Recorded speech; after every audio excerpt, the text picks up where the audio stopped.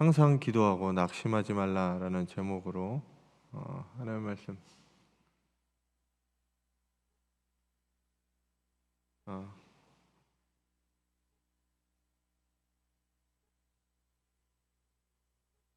지난주에 믿음에 관해서 말씀드렸습니다. 믿음이 뭐냐? 10명의 나병 환자에게 있어서 믿음은 하나님과의 관계가 변하는 겁니다. 하나님과의 관계가 변하게 될 때 그분이 베푸신 은혜와 사랑에 대해 감사하고 감격하고 감동할 수 있는 것입니다. 사람의 관계가 변하면 호칭이 바뀝니다. 호칭. 네. 그래서 사랑하는 사람이 관계가 바뀌게 되면 더 이상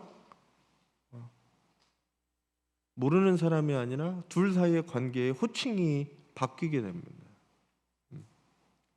그래서 결혼하고 저희는 여보 당신을 굉장히 빠른 시간에 한 것 같아요. 그러니까 결혼한 지 10년, 20년이 지나도 아직 오빠라고 말씀하시는 분들이 있는가 하면 저희는 그 호칭이 금방 바뀌었던 것 같아요.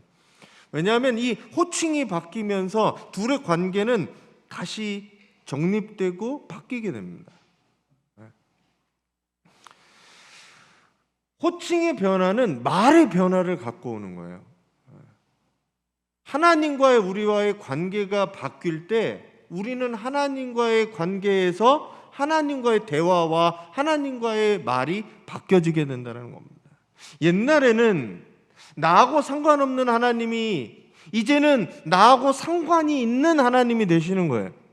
예수님은 더불어서 뭐라고 말씀하시냐면 그 하나님께서 내 아버지가 되신다라고 얘기합니다. 그래서 우리는 기도할 때 뭐라고 해요? 하나님 아버지. 요즘 하나님의 교회, 저 어저께 길 가다가 하나님의 교회에서 뭔지 몰랐어요? 받고 찾아보니까 하나님의 교회예요. 하나님의 교회가 요즘 하나님 어머니 하나님 뭐 이렇게 하고 있지만 하나님은 남성성과 여성성을 모두 다 갖고 계신 하나님이죠.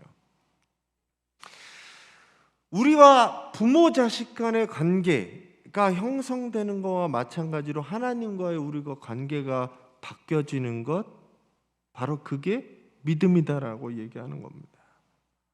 오늘 예수님께서 누가복음 18장에서 새로운 관계를 가진 사람들, 그 사람들이 어떻게 살아가야 되는지 오늘의 비유 말씀을 통해서 여러분들이 새로운 삶으로 나아가시기를 간절히 축원합니다.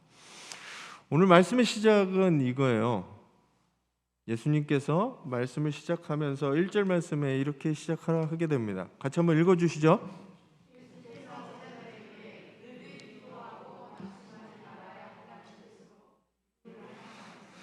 네, 저는 예수님의 비유의 이 앞부분의 성경에 비유가 무슨 뜻인지 설명해 주는 거면 굉장히 좋습니다. 비유가 말씀하시는 게 여러 가지 해석이 아니라 이거가 중심으로 해석되니까 얼마나 편해요. 비유가 해석이 없으면 그 해석을 천차만별로 하기 때문에 요즘 신천지라든지 다른 이단이라든지 많이 그런 걸 가지고 해석합니다. 제가 요즘 고민하는 건 그거예요. 해석이 너무 들어가면 예수님 당시에 이 말씀을 들었던 사람들도 그렇게 들었을까? 그 정도의 지적 수준? 그 정도의 성경의 지식? 그 정도의 모든 것들을 배경으로 알고 있고 그 사람들이 들었을까라는 고민을 합니다. 그러면 제가 가장 먼저 드는 생각은 1차적인 해석이 중요하다라는 거예요. 이 이야기를 굉장히 단순하게 듣고 그걸 가지고 어떻게 이해할 것인가라는 거죠. 그래도 오늘 말씀은 감사하게 비유가 무엇을 뜻하는지 누가는 설명해 주고 있습니다. 오늘 비유의 시작은 이래요. 말씀의 시작은 늘 기도하고 낙심하지 말아야 한다. 개정개혁에서는 항상 기도하고 낙심하지 말 것이라고 얘기합니다. 이 비유를 이해하려면 사실은 17장 부분의 내용을 이해해야 오늘 얘기가 사실은 설명이 돼요. 장절이라고 하는 건, 성경의 장절이라고 하는 거는 나중에 생긴 겁니다. 그리고 우리가 장절에 그렇게 얽매일 필요가 없어요. 장절은 사람들이 찾기 편하기 위해서 나눠놓은 거라고 생각하시면 됩니다. 그래서 어떤 성경에 보면 장절을 다 빼놓은 성경도 있어요. 쭉. 그게 오히려 이해하기 편합니다. 18장의 얘기가 나오는 것은 17장 하반부에 나오는 이야기가 뭔지를 이해해야 돼요. 예수님이 재림이 임박했을 때 사람들에게 환난이 닥쳐오게 됩니다. 그리고 이 예수 믿는 사람들도 그 환난을 당할 건데, 그때 예수님이 어떤 것을 준비해야 되냐? 계속적인 기도, 그리고 기도의 능력을 이야기하고 계시는 거예요. 하나님하고의 관계가 믿음이라고 할 때 믿음을 유지하기 위해서 가장 필요한 게 뭔 것 같으세요? 내게 어려움이 닥쳐오고, 아니면 내게 즐거운 일이 생기고, 주님 오시기 전에 나에게 닥쳐오는 모든 일 가운데 내게 필요한 게 뭐냐? 믿음을 유지하는 데 필요한 게 뭐냐? 기도라는 거예요. 성경은 곳곳에서 기도의 중요성을 이야기하고 있습니다. 여러분들 잘 아시는 항상 기뻐하라, 쉬지 말고 기도하라. 내가 기도하는 죄를 범하지 않겠다. 기도를 성경에서는 곳곳에서 이야기하고 있어요. 그리고 믿음을 유지하는데 믿음에게 필요한 것이 뭐냐? 기도라고 말씀하고 있습니다. 특별히 이 누가복음은 다른 복음서와 달리 기도에 대해서 더 중요하게 생각합니다. 예수님이 뭐 하기, 중요한 사건이 있기 전에 뭐 하시냐? 한적한 곳으로 가서 기도하시는 거예요. 제자들이 예수님에게 얘기한 게 뭐냐? 우리에게 기도를 가르쳐 달라는 겁니다. 그래서 예수님이 가르쳐 주신 기도가 여러분들이 잘 아는 주님의 기도. 그 기도를 하게 됩니다. 누가복음을 쭉 살펴보면 예수님은 그래서 기도의 중요성을 아시고 몸소 그것들을 제자들에게 보이셨어요. 그리고 기도를 가르쳐 주시고 기도에 대해서 항상 말씀하시게 됩니다. 오늘 말씀에도 이거예요. 늘 기도하라는 겁니다. 늘 기도하라는 거. 여기서 중요하게 생각해야 될 것은 늘 기도하라는 겁니다. 늘 기도하라는 거. 항상 기도하라는 겁니다. 이 기도는 길게 하는 게 문제가 아니라는 거예요. 그러니까 항상 기도하고 쉬지 말고 기도하고 늘 기도하라니까 기도를 계속 해야 된다라고 생각하지만 예수님은 중언부언에 대해서 말씀하시거든요. 성전에 앉아서 기도를 길게 하는 게 중요하다라고 말씀하시는 건 아니에요. 어떻게 기도하는 게 중요하다는 거예요? 항상, 늘, 일상적으로. 기도가 내가 어디에 앉아서 그 기도가 중요한 게 아니라 항상 기도의 습성이 나에게 배어있고 기도를 하는 상태여야 한다는 거죠. 생활에서 반복적으로 계속적으로 하나님께 나아가고 아뢰고 의지하고 붙들고 신뢰하라라는 이야기입니다.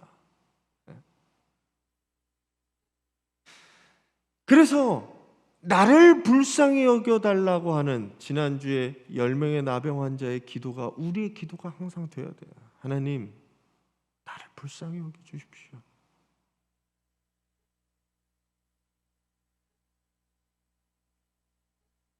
우리의 기도가 그런 기도가 되어야 됩니다. 항상 우리의 기도는 나를 불쌍히 여겨달라는 기도에서 시작해야 됩니다. 반대로 얘기하면 교만한 사람은 기도할 필요가 없는 거예요. 자기가 잘난 사람은 도움이 필요하지 않은 거예요. 그러니까 기도하지 않죠.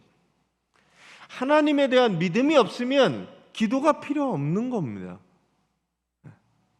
그분께 내가 뭘 구하고 불쌍히 여겨달라고 말할 필요가 없는 거예요. 그래서 기도하지 않는 것은 다른 말로 표현하면 교만한 거고 게으른 거고 하나님에 대한 불신이 바로 기도하지 않는다는 겁니다.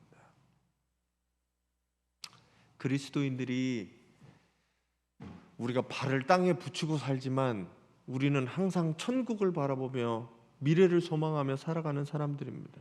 내가 비록 이 땅에 살고는 있지만 세상 사람들과 똑같이 살고는 있지만 이게 다가 아니라 하늘을 바라보며 보이지 않는 천국을 바라보며 천국의 시민으로 살아가는 사람들입니다. 마음을 이 땅의 것에 두는 게 아니라 하늘의 소망을 두고 살아가는 사람들이에요. 근데 마음이 땅에 떨어지는 게 뭐냐?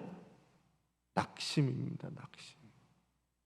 낙심은 한자로 보면 떨어질 낙의 마음심이에요. 마음이 땅바닥에 떨어진 겁니다. 우리가 높은 이상과 마음을 가지고 살아가려고 하는데, 하나님 뜻대로 살아가려고 하는데 가끔 우리의 마음들은 세상에 발붙이고 살아가니까 어떻게 되느냐? 낙심하는 거예요. 이게 원어에 보니까 이 낙심이라는 표현을 뭐로 표현하냐면 실증나다, 아니면 지치다, 그리고 의욕이 땅에 떨어지다 라는 표현으로 씁니다. 뭐냐면 내 마음이 이제는 하기 싫은 거예요. 내 마음이 이제는 땅바닥에 있는 거예요. 땅바닥에. 세상에 살면서 우리가 당하는 상황들은 항상 좋고 즐겁고 행복하고 평안할 수만은 없습니다. 때로는 땅바닥에 떨어지기도 하고 저 지옥 끝에 가 있는 것 같기도 하거든요. 그때 우리에게 필요한 게 뭐냐? 주님은 뭐라고 말씀하시는 거냐? 기도하라는 겁니다. 그리고 기도했으면 마음을 땅바닥에 두지 말라는 얘기예요. 때로는 마음이 땅에 떨어져 실증이 나고 지치기도 하고 용기가, 의욕이 바닥을 치기도 하지만 그때 우리가 해야 될 게 기도라는 겁니다. 기도만이 우리를 낙심 가운데서 벗어날 수 있게 하는 겁니다. 여러분 가운데 지치고 힘들고 낙심하시는 분이 있다면 기도의 자리로 나아가시기를 간절히 축원합니다. 우리는 보이는 하나님을 믿는 게 아니라 보이지 않는 하나님을 믿는 것, 그게 바로 믿음이라고 히브리서는 얘기하고 있습니다. 믿음을 통해 낙심하지 않고 하나님을 의지하며 살아갈 수 있습니다. 그 힘을 얻게 하는 게 뭐냐? 주님은 기도라고 말씀하고 있어요. 이 비유를 말씀하신 목적이 오늘 분명하게 써 있습니다. 늘 기도하고 낙심하지 말아라. 여러 상황과 이유로 낙심한 성도들이 있다면 기도하시기를 간절히 부탁드립니다. 그리고 기도를 통해 믿음으로 나아가시기 바랍니다. 기도를 통해 하나님과 새로운 관계를 만들고 그분에게 나아가는 성도들이 되시기 바랍니다. 여러분들에게 가장 필요한 게 뭔 것 같으세요? 기도라는 거죠. 마음이 흔들릴 때, 마음이 어려울 때, 지치고 힘들어 실증나고 짜증날 때, 모든 것들이 하기 싫고 손 내려놓고 아무것도 할 수 없을 때 여러분들이 해야 될 건 기도라는 겁니다. 오늘 그 중심으로 예수님이 이 비유를 설명하고 계시는 거예요. 오늘 비유를 설명하고 말씀을 나누려고 합니다. 오늘 비유에 보면 이 두 사람만 등장합니다. 하나는 재판관이고 하나는 과부죠.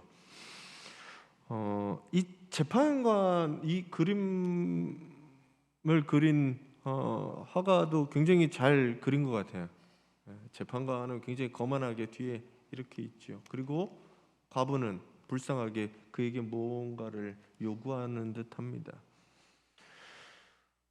재판관에 관해서 예수님이 말씀하시는 이 얘기에 등장하는 재판관을 설명하는데 그거는 이렇게 얘기합니다. 같이 한번 읽어주세요.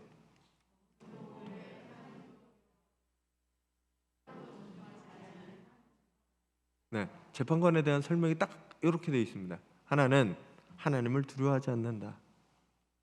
두 번째, 사람도 존중하지 않는다. 세 번역에는 이렇게 되어 있어요. 이 사람이, 이 재판관이 어떤 사람이냐면 하나님을 두려워하지 않는다는 거예요.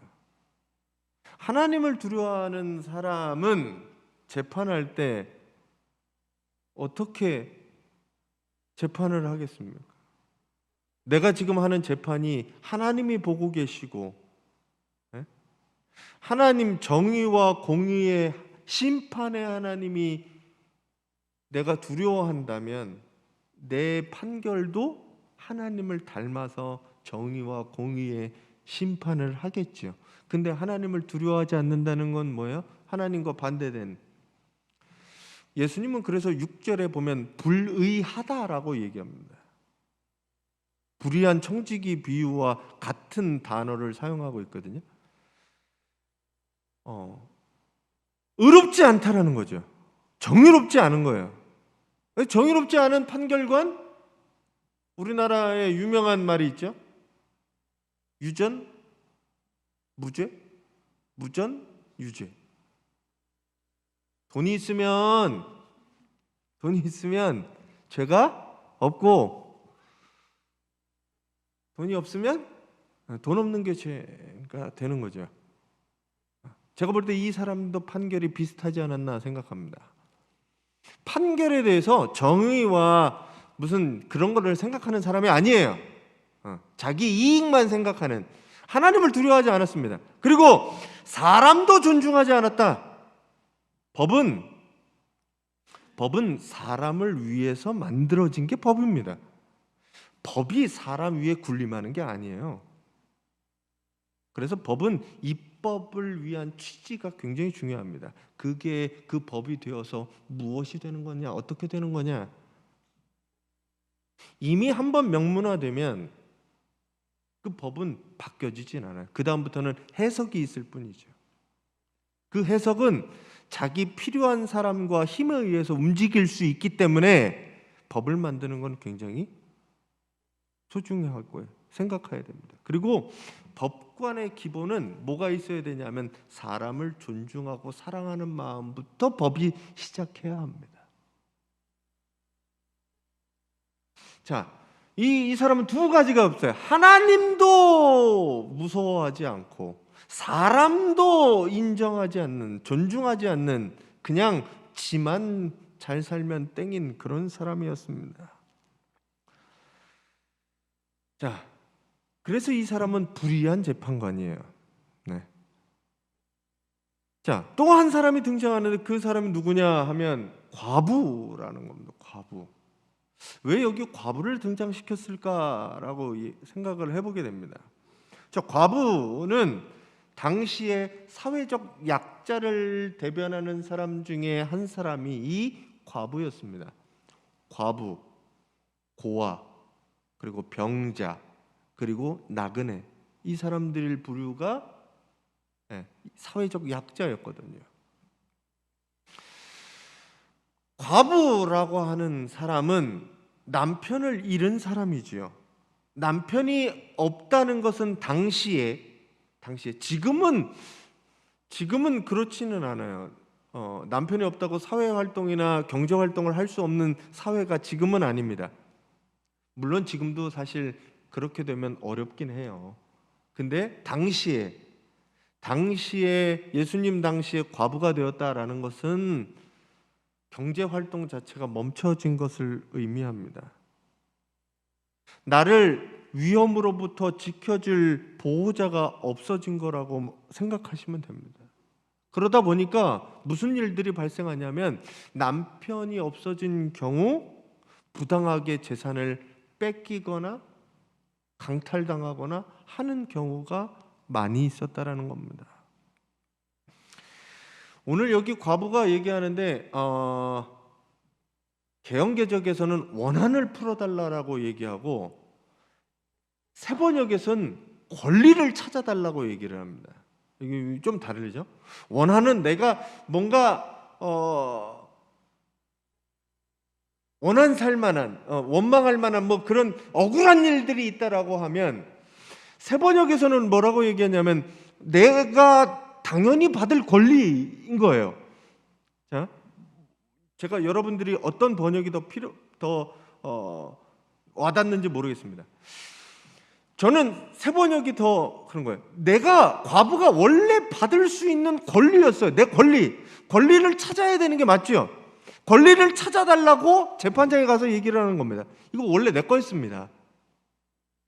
내가 권리를 주장할 수 있는 부분입니다. 근데 그것을 뺏긴 거죠. 그게 억울할 수도 있고 원한이라고 얘기할 수도 있지만 그걸 가지고 재판장에게 찾아간 겁니다. 근데 재판장이 오늘 말씀을 보면 재판장은 듣지를 않아요. 이 얘기를 듣지를 않습니다. 과부는 자기가 무시당하고 자기가 요구한 것이 자꾸 들어주지 않는 거에 대해서 지치고 낙심할 만했습니다. 에이, 포기하지 뭐라고 할 수 있었어요. 근데 오늘 말씀에 보면 지친 거는 과부가 아니라 재판관이 먼저 지쳤다라는 겁니다. 5절에 이렇게 얘기해요. 제가 읽어드릴게요. 이 과부가 나를 이렇게 귀찮게 하니 그의 권리를 찾아주어야 하겠다. 그렇게 하지 않으면 그가 자꾸만 찾아와서 나를 못 견디게 할 것이다 라고 5절에 말씀합니다. 재판관이 과부의 이 청을 들어준 이유는 뭘까요? 네? 이 과부의 청원을 안 들어주면 하나님이 나를 벌하실 거야? 이렇게 생각하지 않았다는 거예요. 내 인기와 명성이 떨어질 거다라고 생각하지 않은 거예요. 그냥 귀찮은 거예요. 귀찮은 거. 귀찮아가지고 성가셔가지고 자꾸 찾아오는 것 때문에 내가 못 견디니 내가 그렇게 하겠다라고 얘기하는 겁니다. 이 단순한 얘기잖아요. 굉장히 나쁜 불의한 이 재판관이 있었는데 그 재판관이 과부의 요청에 의해서 어쩔 수 없이 과부의 요구를 들어줬다라고 말하는 바로 그겁니다. 자, 여기서 예수님은 뭐라고 말씀하시느냐 하면 불의한 재판관을 하나님과 대비하고 있다라는 거죠.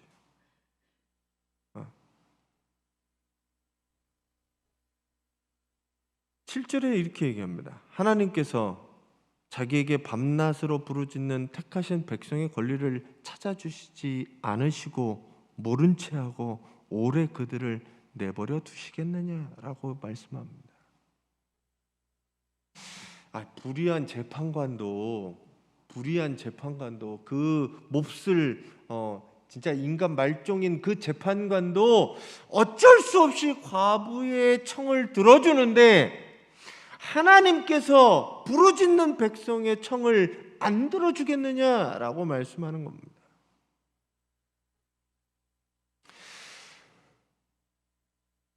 아무리 나쁜 사람이라도 부르짖는 사람들 그 권리를 찾아준다라고 말씀하는 거죠. 하나님은 모든 것을 재판하시는데 공의와 정의로 심판하시는 분이심을 우리는 믿고 있습니다. 하나님은 외모로만 판단하지 않으시고 마음의 중심까지도 찾아보시고 주님은 그것들을 보시고 판결을 내리신다라는 거죠. 우리가 보는 부분은 굉장히 작은 부분이지만 하나님께서는 모든 것들을 보고 알고 계셔서 판단하신다는 겁니다. 그리고 그 하나님은 인자하셔서 고아와 과부와 그리고 나그네와 병자들을 돌보고 사랑하시는 하나님입니다. 그 하나님께서 택하신 백성들의 이야기를 듣지 않겠느냐라고 물으시는 거예요. 들어주시겠다라는 거죠. 그러니 믿음을 가지고 기도하라는 겁니다. 우리가 왜 기도하지 않고 하는 줄 아세요? 하나님을 여전히 불의하다라고 불의한 재판관으로 생각하기 때문이죠. 반대로 생각하면 하나님께 기도하지 않는 게 하나님도 불의하지 않습니까? 라고 생각한다라는 거죠. 오히려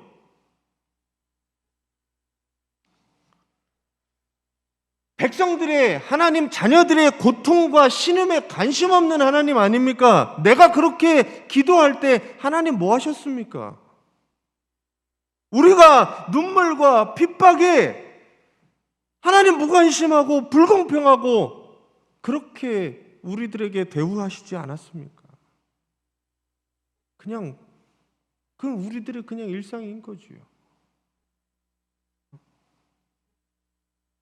우리가 하나님을 그렇게 믿고 있지 않냐는 거죠. 불공평한 하나님. 세상이 불공평한 것처럼 하나님도 우리에게 공평하지 않은 것처럼 어떤 사람에게는 금수저가 되고 어떤 사람은 흙수저로 살게 하신 그런 하나님 아닙니까? 어떤 사람은 능력이 많고 5달란트를 주고 어떤 사람은 1달란트밖에 안 주는 달란트가 아무것도 없는 그런 사람으로 만드신 거 아닙니까? 그 불만 속에 기도가 없는 거예요. 기도하지 않는 거죠. 사랑하는 가족이 갑자기 중병에 걸리니 기도가 안 나오는 거죠. 하나님, 저한테 왜 이러시는 건데요? 경제적으로 어려움이 닥치니 기도가 안 되는 거지요. 세월호 사건을 통해 많은 이들이 죽어갔는데 기도가 안 되는 거죠. 왜 그러시는 거냐고. 왜 그렇게 불공평하고 불의한 행동들을 하나님 하시냐고. 기도가 안 되는 거죠. 우리 믿음이라는 게 굉장히 뚜렷하고 변하지 않을 것 같은데 이게 종이장 한 장 차이인 거예요. 잘 돌아보세요. 내 믿음이 과연 이게 온전한가?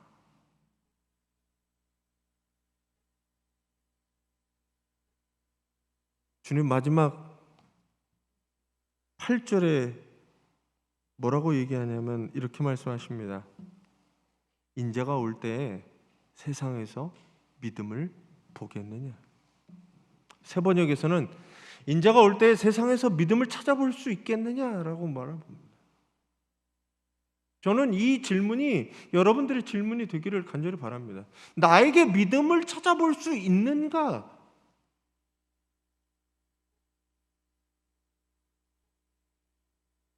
이건 심각하고 중요한 질문입니다.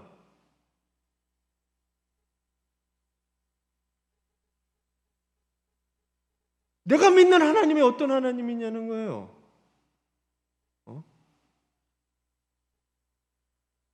무슨 하나님을 믿고 있냐는 거죠. 그 믿음이 나에게 있냐는 겁니다. 믿음이 있는 사람은 기도로 나아가는 겁니다. 전 이 질문에 여러분들이 믿음으로 답변하시는 성도님들이 되시기를 간절히 바랍니다.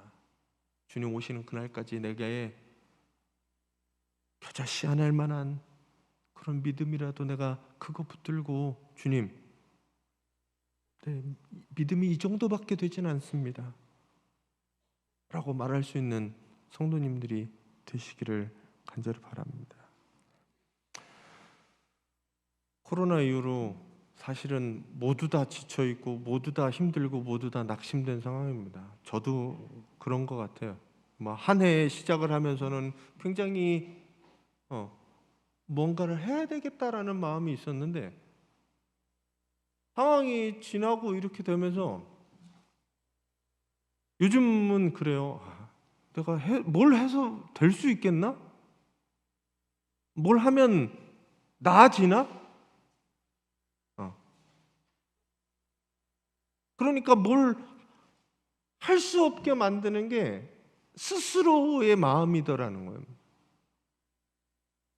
다른 사람이 아니라 내가 내 손발을 묶고 아무것도 할 수 없을 거야 라고 하는 마음이 정말 땅바닥에 뒹굴고 있다는 거죠.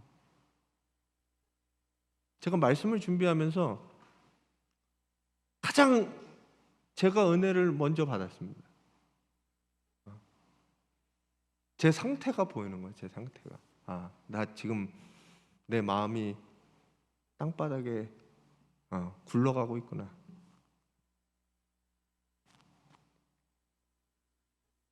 그러면서 드는 생각은 주님이 저한테 주시는 마음은 그런 겁니다. 기도하라는 거죠. 그거를 알면 기도하라는 겁니다. 저는 저뿐만이 아닐 거라고 생각합니다. 여러분 가운데 그런 낙심된 마음들, 실증나고 지치고 아무것도 할 수 없는 그런 마음들이 있다면 기도하시기를 간절히 축원합니다. 뭐가 필요한 것 같으세요? 다른 게 필요하지 않아요. 여러분들에게 기도가 필요합니다. 하나님께서 우리의 아버지가 되신다고 말씀하셨습니다. 믿습니까? 하나님께서 여러분의 아버지가 되시는 줄 믿습니까? 네. 아버지는 자식이 잘 되기만을 좋은 것으로 베풀어 주기를 원하는 게 아버지 마음이죠. 그분께서 하나님께서 우리에게 좋은 것으로 베풀어 주시지 않겠습니까? 바울은 뭐라고 얘기하냐면 자기 아들을 아끼지 아니하시고 우리 모든 사람을 위해 내주시니가 어찌 그 아들과 함께 모든 것을 우리에게 주시지 않겠느냐라고 말씀합니다. 아들까지 주신 하나님께서 뭘 안 주겠냐는 거예요. 여러분, 내가 내 힘으로 해결할 수 없는 일을 만날 때 낙심하지 마시기를 바랍니다. 하나님께서 우리를 인도하고 계시고 우리와 함께 하신다는 그 사실을 믿고 기도하시기를 간절히 축원합니다. 슬픈 일이 있고 고통스러운 일이 있고 짜증나고 하기 싫은 일, 그 가운데 하나님이 함께 하심을 믿고 기도로 나아가는 우리 성도님들이 되시길 바랍니다. 그게 바로 하나님 믿는 겁니다. 여러분들이 항상 기도하시고 낙심된 마음들이 들 때마다 그분을 찾아가시고 의지하고 기도하는 저와 여러분들이 되기를 간절히 축원합니다. 네, 말씀 정리하겠습니다. 같이 한번 읽어주세요.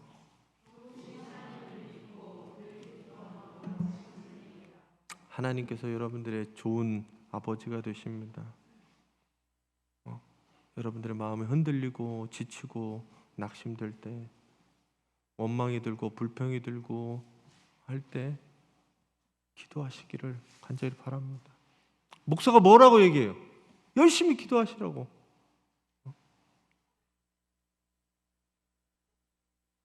우리가 기도밖에 살 길이 없다라는 그 마음을, 오늘 주님이 하시는 그 말씀을 여러분들이 마음에 새기시고 기도하시기를 바랍니다.